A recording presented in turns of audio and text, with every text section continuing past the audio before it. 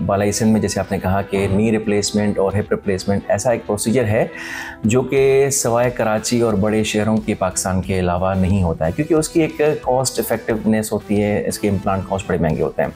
Limited resources थे, चीज़ें बहुत कम थीं, क्योंकि एक ऑपरेशन करने के लिए कम से कम हमें एक घुटने के लिए कम से कम जो है जो कॉस्ट रिक्वायर्ड होती है वो तकरीबन 10 से 15 लाख रुपए की होती है।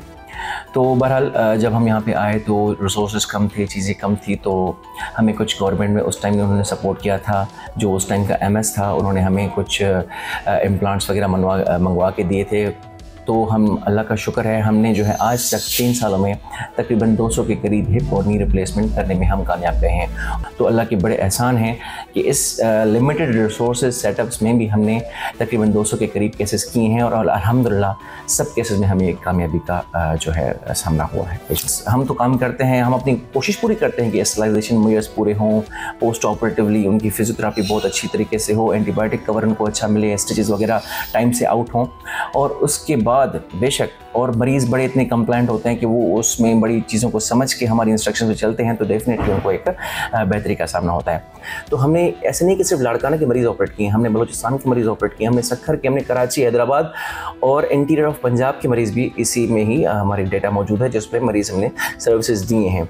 आगे चल के हमारा यही मकसद है कि हमें गवर्नमेंट ऑफ सिंध जो है ये इम्प्लांट्स और ये जो थोड़ी महंगी चीज़ें होती हैं वो हमें पेशेंट्स के लिए प्रोवाइड करेंगी, तो हम इंशाल्लाह इस सर्विस को मज़ीद आगे भी ले जाएंगे। और ज़ाहिर है हमारे इंस्टीट्यूशन में रिसोर्सेज मौजूद हैं, स्टेबिलिटी मौजूद है और हम एक एक्सपर्ट सर्जन यहाँ पे मौजूद हैं, सबसे बड़ी बात जो है।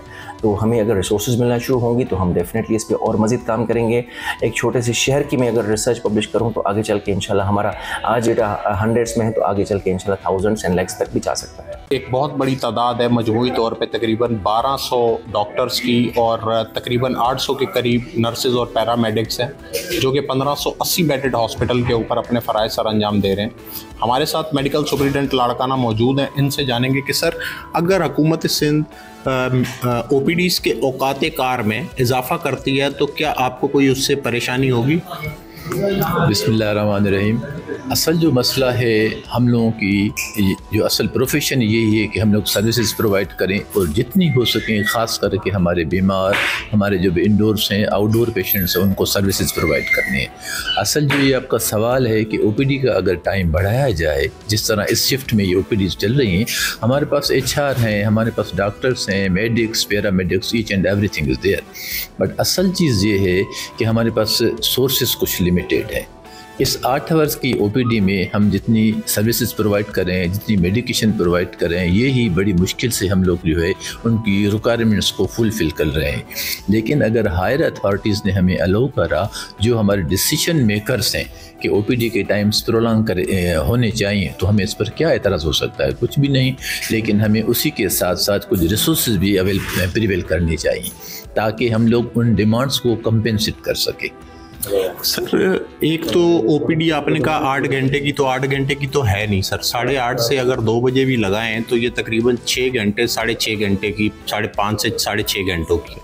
दूसरी बात ये कि सर OPDs के अंदर तो ज़्यादातर पोस्ट ग्रेजुएट ट्रेनीज़ बैठे हुए हैं, तो पोस्ट ग्रेजुएट ट्रेनीज़ जो कि ऑलरेडी ट्रेनिंग पे होते हैं, तो उसके लिए डॉक्टर्स की कमी तो नहीं है।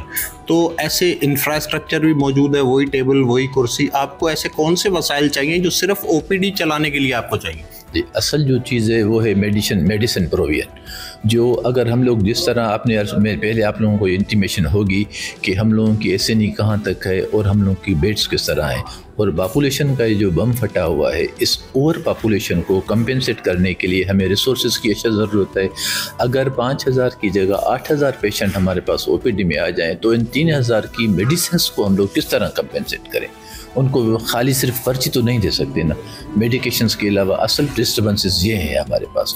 हमारे रिसोर्सेज भी बढ़ाए जाएं ताकि हम लोग सर्विस के साथ साथ प्रोडक्ट्स भी उनको प्रोवाइड कर सकें। लाड़काना में 4 बड़े सरकारी अस्पताल हैं जो कि हॉस्पिटल मैनेजमेंट बोर्ड के ज़ेरे इंतज़ाम चलते हैं। जितने भी हॉस्पिटल्स के अंदर एसोसिएट प्रोफेसर्स, असिस्टेंट प्रोफेसर्स और जो सीनियर जो डॉक्टर्स होते हैं वो तमाम तर चांडका मेडिकल कॉलेज के ज़ेरे इंतज़ाम होते हैं, जिनकी मैनेजमेंट जो है वो प्रिंसिपल चांडका मेडिकल कॉलेज की सुपरविजन में होती है। हमारे साथ principal Chandka medical college senior professor Zameer Ahmed Soomro sahib मौजूद हैं, उनसे जानेंगे।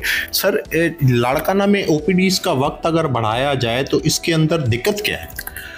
मेहरबानी शहजाद, एक्चुअली जो हमारा जो एक्चुअल टाइम सुबह से अब तक है, हम चाहते हैं कि पहले उसको अच्छा करें, और हमारे पास जो पेशेंट्स का फ़्लो है वो हम एवरेजली तकरीबन 8 से 10,000 पेशेंट डेली देख रहे हैं।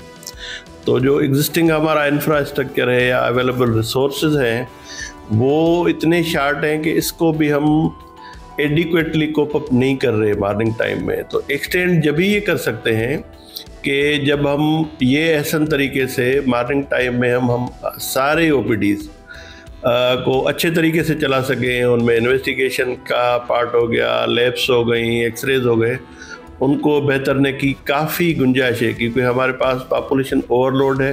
और दूसरा ये है कि जितने भी हमारे गवर्नमेंट ऑफ सिंध के जो हॉस्पिटल्स यानी टर्शरी केयर हॉस्पिटल हैं, वहाँ पे अभी तक कोई इवनिंग का यानी ओपीडीज़ का कोई सिलसिला नहीं है। हम चाहेंगे कि जितना हमारे पास पॉपुलेशन बर्डन है तो बिल्कुल होने चाहिए शाम की ओपीडी, लेकिन उसके लिए प्रोवाइडेड के आप सिर्फ ना सिर्फ डॉक्टर्स लेकिन पैरामेडिक्स, इंफ्रास्ट्रक्चर अगर वो सारा हो तो फिर तो ठीक है, बाकी नाम की ओपीडी नहीं होनी चाहिए। पंजाब और केपीके के अंदर जो इवनिंग ओपीडीज़ वो लोग मैनेज कर रहे हैं, क्या इस तरह से कोई सेल्फ अर्निंग सिस्टम नहीं डेवलप किया जा सकता, ख़ासकर ऐसे इलाकों में जहाँ पे मेडिकल यूनिवर्सिटीज़ मौजूद हैं? बिल्कुल किया जा सकता है कि क्योंकि जैसे केपीके में है तो केपीके की जितनी पॉपुलेशन है, जब तक मेरी नॉलेज का ताल्लुक है तो वहाँ पे हेल्थ कार्ड है, तो सारे मरीज़ इनको हेल्थ फैसिलिटी कार्ड के थ्रू है, तो वो शाम में भी आके टर्शरी केयर हॉस्पिटल में इवनिंग ओपीडी अप तो रात तक उनकी ओपीडी चलती रहती है। वो अपने हेल्थ कार्ड से सर्विस ले लेते हैं, तो वो बर्डन मरीज़ पे नहीं पड़ता। अब हमारे पास तो इस तरह का नहीं है। अगर ये डेवलप हो जाए कि मरीज़ों को ये आसानी से वो प्राइवेटली दे सकें और हम इंफ्रास्ट्रक्चर डेवलप करें, तो इसमें कोई कबात नहीं है कि मरीज़ों को आसानी हो जाएगी। सब्सक्राइब करें और बेल दबाएं ताकि कोई खबर रह न जाए।